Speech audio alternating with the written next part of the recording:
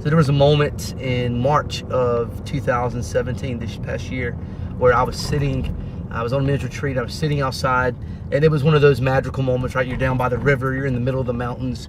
It was total just peace and serenity. And I just flat out asked God, really, it was a question that I felt like he asked me. Am I content with what I've given my life to at this point? And, you know, the answer was, yeah, I could do what I've been doing for the rest of my life and be happy, but I feel like that wasn't enough. I feel like there hadn't been enough sacrifice. There hadn't been enough stepping out in faith. I've known for a while that I would like to plant a church, but walking through that process and trying to make sure that, hey, this isn't just the attractive thing to do. Every young guy starts out in youth ministry and then wants to plant a church. And so I wrestled with that for a long time.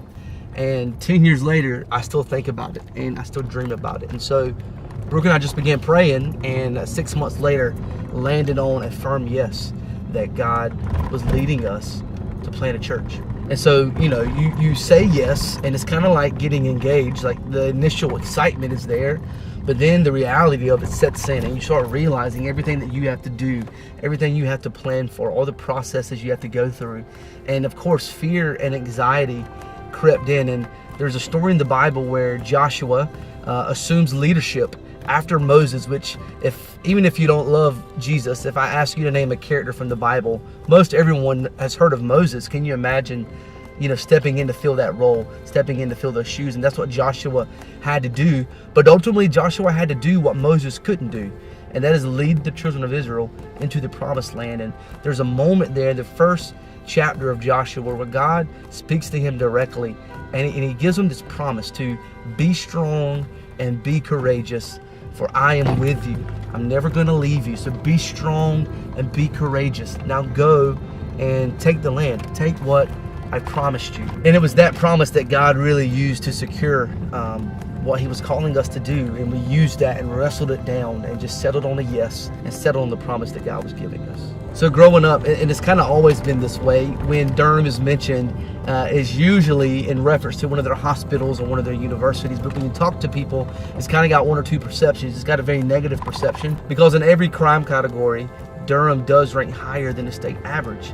And I mean, you hear things like, I would never go to Durham. In fact, someone told us it was the armpit of the state. But on the flip side of that, you also hear so many people excited and invested and anticipating great things. In fact, their slogan is where great things happen. And you see so much opportunity. You see so many startups, so many young professionals moving to the area and putting roots down. All around you, you see new construction, you see new businesses.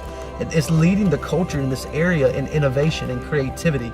And honestly, that's one of the biggest reasons why we're being drawn to this area, is because of the opportunity. And there have been some very well-meaning people, but people who have a negative perception of Durham, and it's simply based around the diversity of the city. I dream of a place where people who don't think the same, don't look the same, and don't share the same experiences share a room together, because I believe that's what the church should look like, ultimately, because that's what heaven's going to look like. That's what Durham looks like. It is a melting pot of people. And I remember Brooke and I walking in the city and having the eyes of Jesus for the city, and seeing so many beautiful people. I fully believe that Jesus wants to rescue us and the people of Durham and bring them into a life full of hope and freedom and purpose and love.